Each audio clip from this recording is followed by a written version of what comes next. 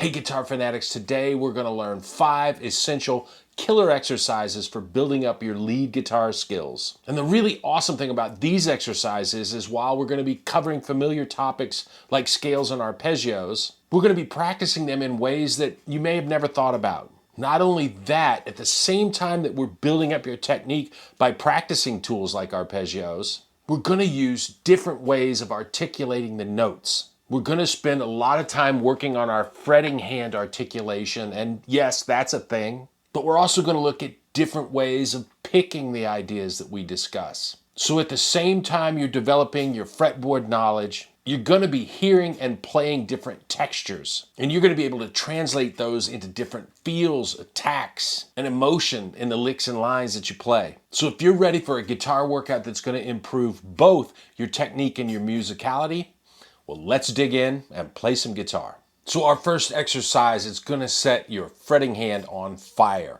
We're going to be playing scale sequences, but we're going to be playing them on one string only. One of the greatest ways to really ingrain a scale and its pattern of intervals is to play it on one string at a time. And we're going to be playing 3 different sequences articulating all the notes with just hammer-ons, pull-offs, and slides. Now this drill, it's no joke for your fretting hands, so make sure you warm up those muscles and stretch out your hands. Let's start at the 3rd fret of the low E string, and we're going to be using the G major scale, which looks like this on the low E. And our first sequence is to play 3 notes ascending. So that's G, A, and B at frets 5, 7, and 9, and then descend back to the starting note. We're going to get the string ringing by hammering on clearly with the index finger, then the middle and pinky, getting things going by being aggressive with that index finger. It's going to be a common focus with several of our exercises. And then coming back down, we pull off with the pinky and middle finger. Now another focus I want you to have is not being too exaggerated with your pull-offs. I see a lot of students really yanking on their pull-offs and they make a lot of wasted motion and it slows you down and it fatigues your hands. It doesn't take much to keep the string ringing if you're articulating things cleanly. Now, a good test to make sure you're playing cleanly is to be able to add a little vibrato to the ending note of each 3-note pattern.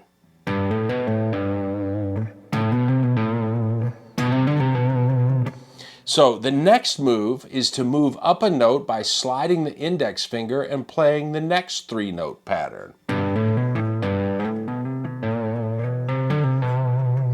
The key to keeping the note ringing when we slide is to keep pressure on the string with that index finger.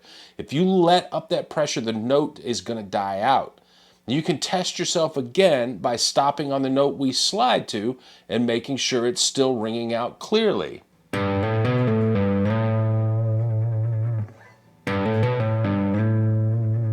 If everything is sounding good, take it all the way up the string.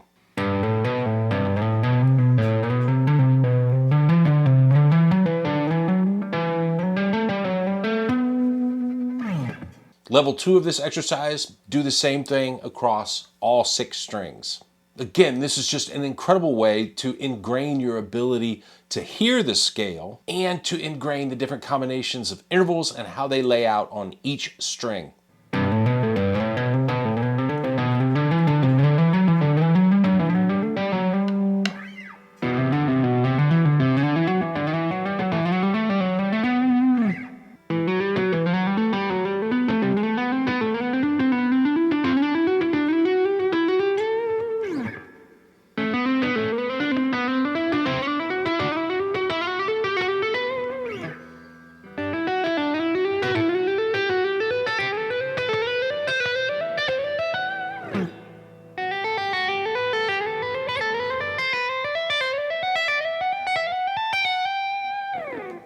For level 3 of our exercise, let's switch up the sequence.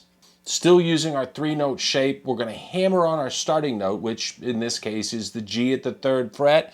We're going to hammer onto the 7th fret B with the pinky. And We're going to pull off back down to G, and then hammer on the 5th fret A, B again, then pull off to A, and back down to G.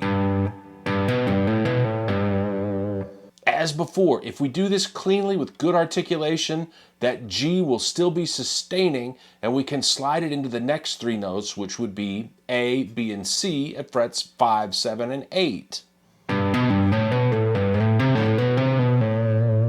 And we can do our little vibrato test to make sure we're playing with clean articulation. And if it's all good, smooth it out and speed it up.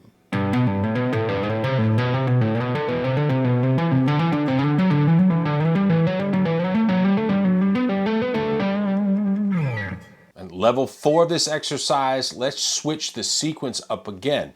This time we're going to start by hammering with our pinky, pulling off to the index finger, hammer on and pull off with the middle finger and pinky, and then hammer on again, ending the sequence on the B note. So that's 8 notes: B, G, A, B, A, G, A, and B again. And we're going to slide with our pinky instead of the index finger with this sequence.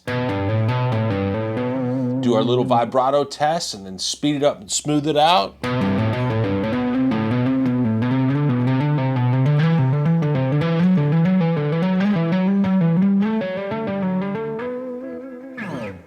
And of course, we would want to do the sequences that we just played in level 3 and level 4 of that exercise across all 6 strings like we did with our first sequence. Now that's a heck of a fretting hand workout. And we're going to revisit these legato skills in other drills, but let's change things up and go to exercise number 2, which is all about ingraining the differences in the 5 different 7th arpeggios. Now 7th arpeggios are such a great tool for lead guitar. I think they sound prettier than scales because of the spaces between the notes. And we can still get plenty of speed and fluidity because of the way that they lay out on the fretboard. We're going to be playing some 2-octave shapes, and for our examples, we're going to be playing shapes that have their root on the A string. Check it out. And we're going to stay in the key of G. We're going to start off with G major 7 with its root on the 5th string. So we're up at the 10th fret of the A string, and the formula for a major 7 arpeggio is the root, 3rd, 5th, and major 7th. So that gives us G, B, D, and F sharp. And you can see in the diagram there where those notes are. And starting with G at the 12th fret of the G string, we can play a 2nd octave. And we're going to play both the F sharp and the G at the 15th fret with our pinky. And then descend back down to our root on the A string.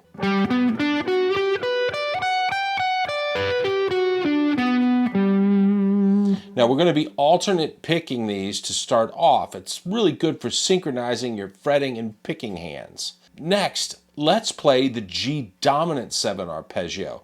All we have to do to get that is we change the major 7 or F sharp to a flat 7 or F. And that would give us this shape through 2 octaves.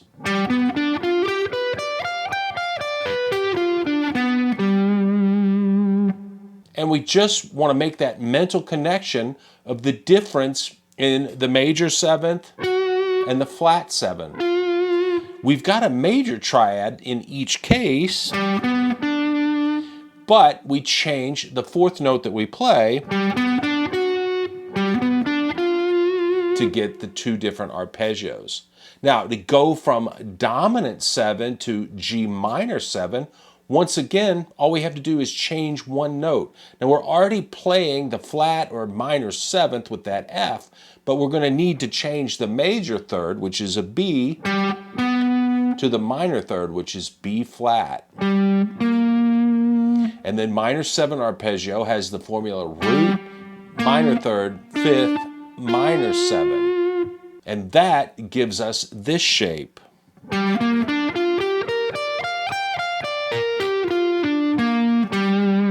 G, B flat, D, F, G, B flat, D, F, and G, and back down to our root. Next would be the minor 7 flat 5 arpeggio. And as you could easily guess, if you didn't know, we get a minor 7 flat 5 arpeggio by taking the minor 7 arpeggio and flattening the 5th. And that would give us the notes G, B flat, D flat, and F, or the root, the minor 3rd, the flat 5, and the minor 7. Here's the shape for G minor 7 flat 5 in 2 octaves.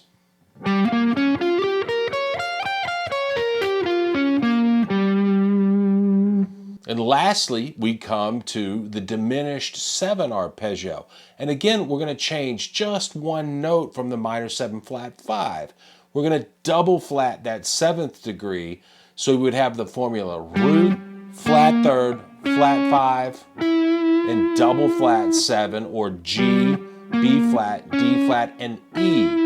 And with the root on the 5th string, that would give us this shape and sound.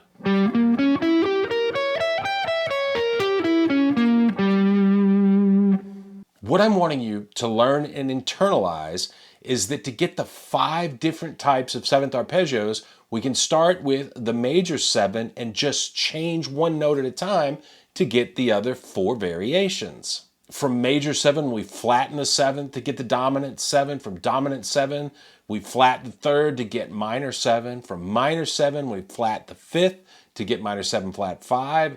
And then from minor 7 flat 5, we double flat the 7th to get the fully diminished 7th arpeggio. I remember when I first learned that, and what an eye-opener it was for me as far as my ability to understand arpeggios and to be able to find them anywhere on the fretboard. Now, the goal of this exercise is twofold. I want you to understand intellectually the differences in the 5 arpeggios. And then I want you to get to where you can play all 5 arpeggios back to back, smoothly and continuously like this.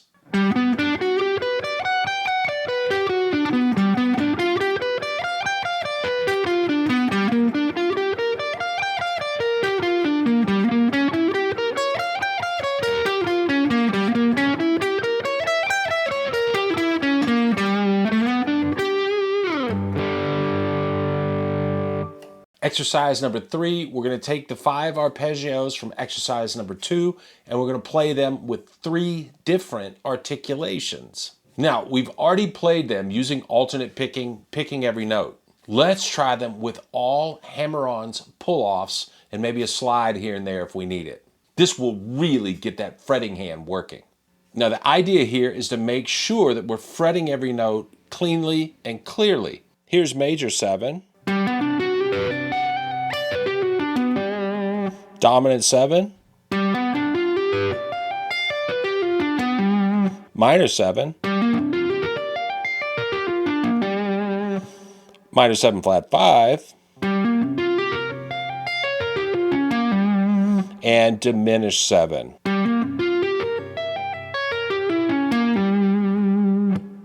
Lastly, and this is my favorite way to play arpeggios, let's combine a sweep picking motion with our hammer-ons and pull-offs. And we're going to get the great articulation by picking some of the notes with the liquid, fluid sound of hammer-ons and pull-offs. So here's the deal. If there are 2 notes on a string, we're going to pick the first one and either hammer-on or pull-off to the second one. G major 7, we're going to pick the first note with a downstroke and hammer on to the B. We're going to keep the pick moving downward, and then we're going to play the D and the F sharp on the G string, but hammer onto the G. Pick the B note and the D note on the high E string. That's all been with the same downstroke, but then we're going to play the F sharp, the G, F sharp, and D legato. So we pick that D, we're going to hammer onto F sharp, slide to G, back to F sharp, pull off to D. Then we're going to pick the B note on the B string with an upstroke, pick the G note on the G string, pull off to F sharp, pick the D and B and pull off to G.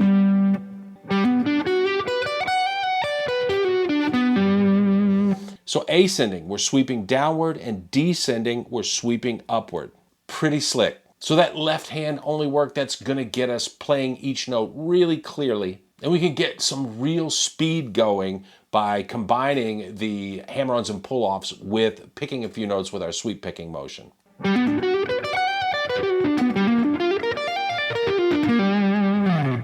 That's cool stuff, and it's a great sounding technique.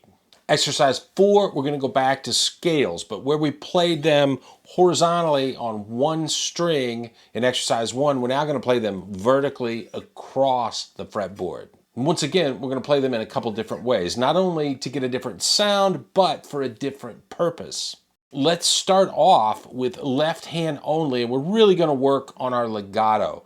Now, a real trick to getting legato to sound good is to make sure that the first note that we play when we cross strings or switch strings, to make sure that that first note sounds out clearly. When we're ascending, that's almost always, we're going to play that note with our index finger. And when we're descending, we're usually playing the first note on a string with our pinky, sometimes maybe our third finger. But let's ascend through this pattern of G major, starting on the 3rd fret of the low E string. And the idea is to hammer onto all 3 notes on the G string, and then hammer on the first note of the A string, which is a C, and pause. If that note is nice and clear, play the next 2 notes on the A string, hammer onto the first note of the D string, and pause. And so on across the rest of the strings.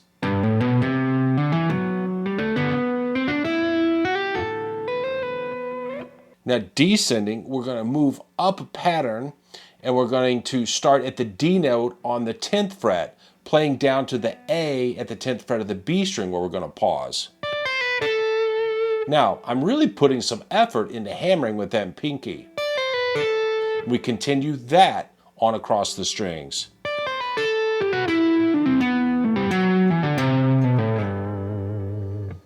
Remember, when using legato, you really want to focus on the first note you play on each string. It's got to be loud and clear, or the whole thing's going to sound like mush.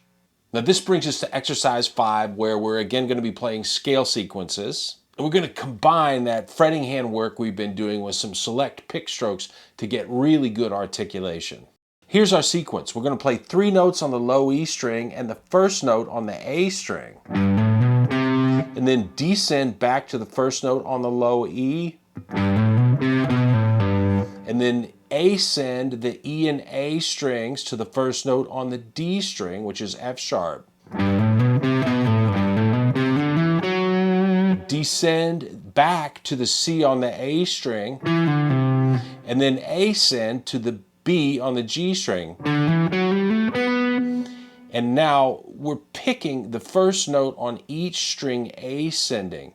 So we're playing down, down, and then when we descend back to the previous string, we're going to hit the first note on that string with an upstroke, followed by 2 hammer-ons.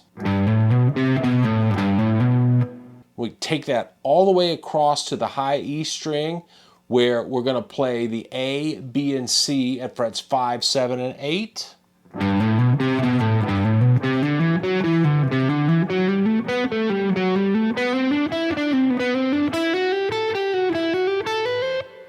And then we're going to shift with the pinky to the 10th fret and reverse the pattern, playing 3 notes on the E and B strings to the first note on the 9th fret of the G string. I used a downstroke on the first note of our descending pattern on the high E, and then upstrokes for the first note on the B and G strings.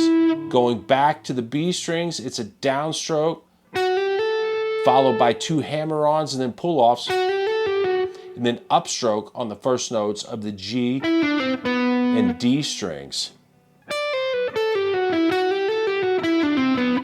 And likewise, we do that all the way across the fretboard.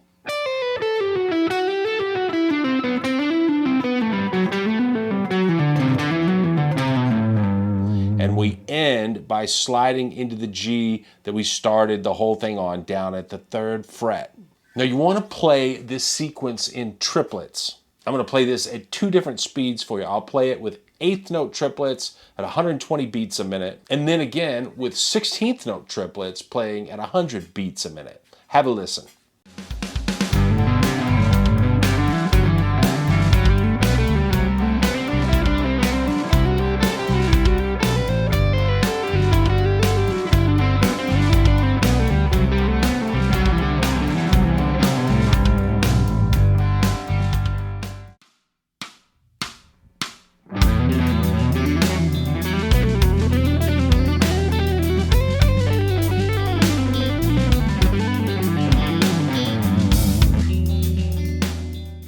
Now, you want to practice this until you're able to basically start on any note on the low E string that's in the G major scale, if you're playing in G major, and play those two patterns, ascending and descending, like we did starting at the G at the 3rd fret.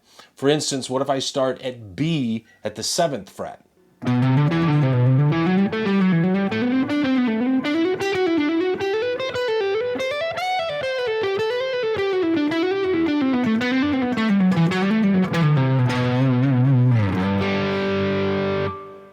So there you have it. 5 exercises to build up your fretboard knowledge, to really build up the strength in your fretting hand and your ability to articulate notes with that hand, which in my opinion, I don't see students giving nearly enough attention to. And also some picking hand tricks for synchronization and different kinds of pick attacks.